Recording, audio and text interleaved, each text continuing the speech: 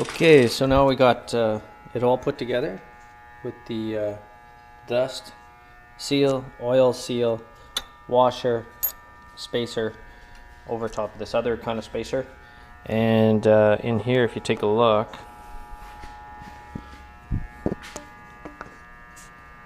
it is definitely clean. I run a rag through here and it looks good. So what we're going to do is basically put this back in. Alright, try this again.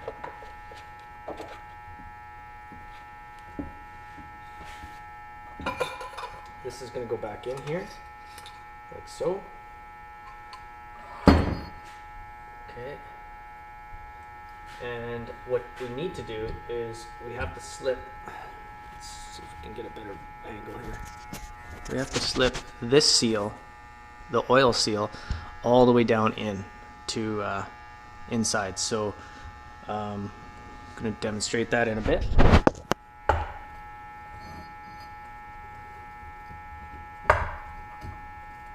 There is tools out there that work really good. I'm probably going to have to improvise something here.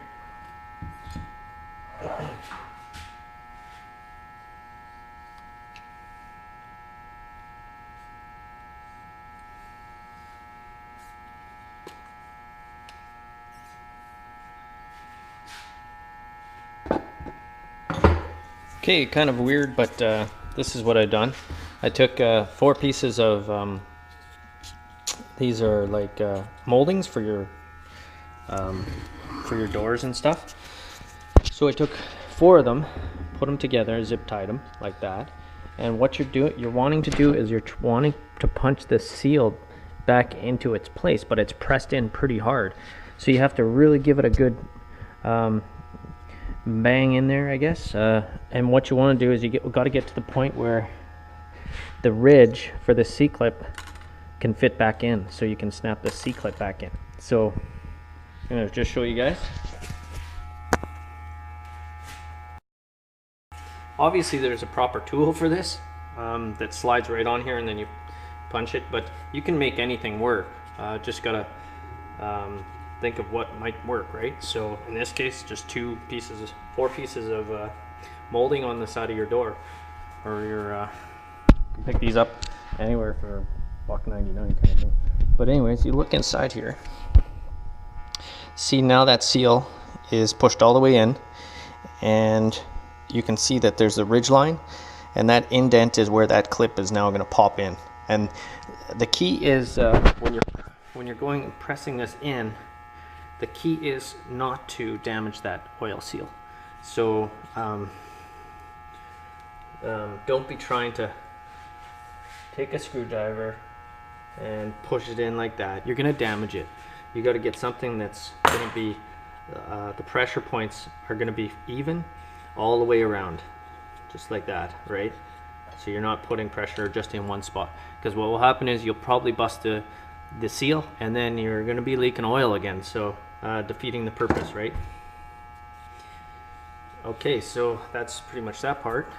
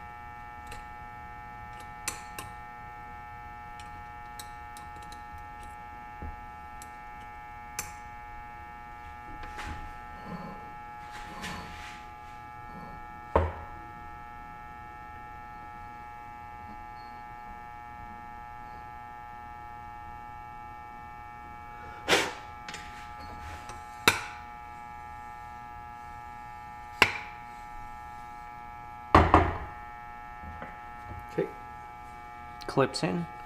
Oil seal is going to just pop over top, or sorry, dust seal.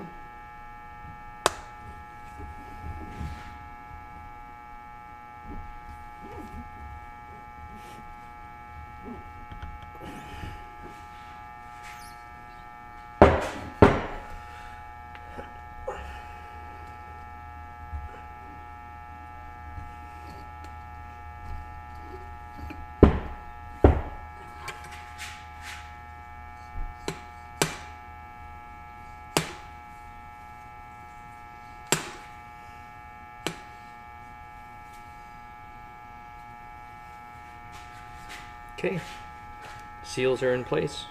Now it's time to put her back together, put some oil back in it.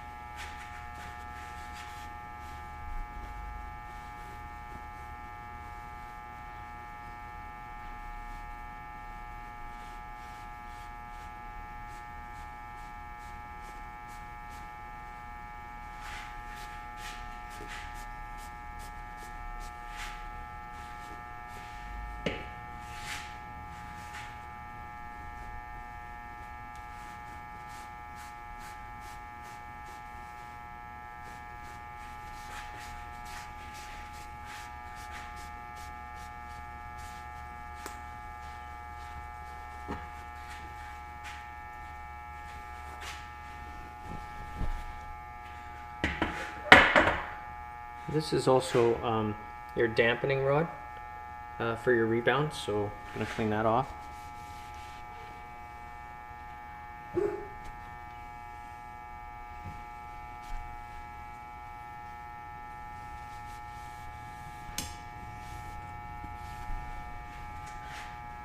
And on these particular shocks, it actually goes in at the top. Presses all the way in.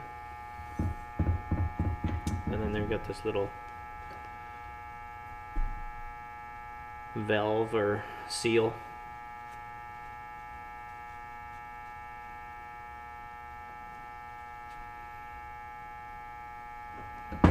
Goes in the top like that. Just push it in. That's for your adjustment on your softening and hardening of the shock. Now the spring.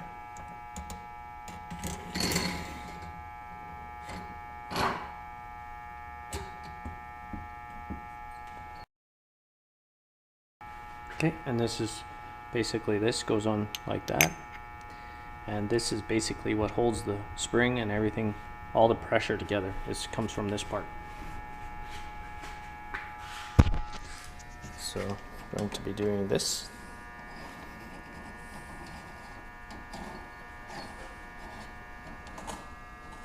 Okay.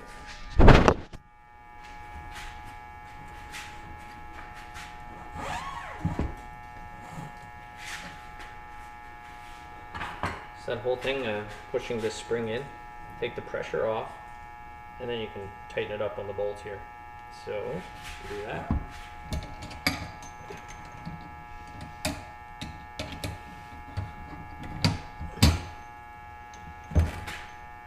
Simple wrench. Just drops in like that.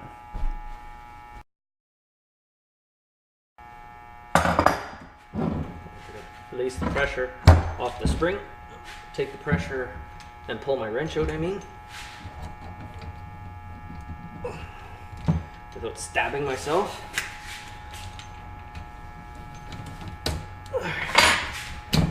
Okay. So that's pretty much it in a nutshell. Now the spring's attached. This is tightened nice. Everything's cleaned. Seals are done.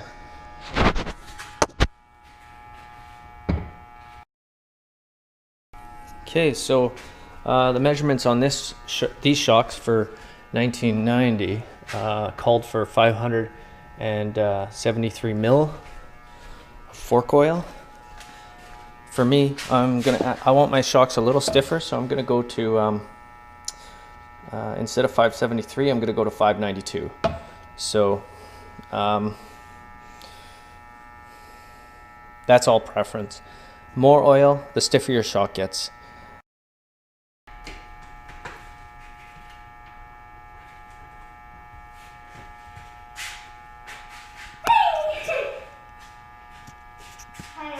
Hey. Yeah, it's pretty much just like, almost like water.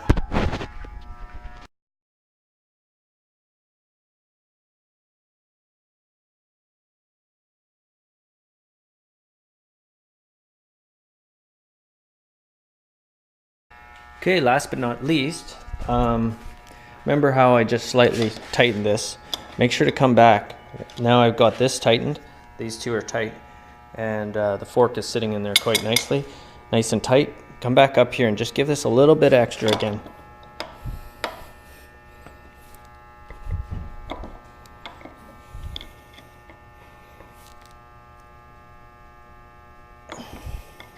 Okay, that's good.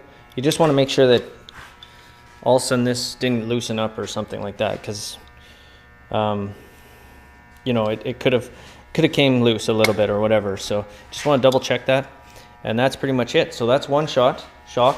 Thanks for watching, guys. I'll do the second shock all in one fluid motion, so it'll look better instead of choppy pieces here. And if you guys need help or whatever, you run into troubles, let me know. This is an older one, but in general, these shocks are always the same. Technology really hasn't changed a whole great deal to me.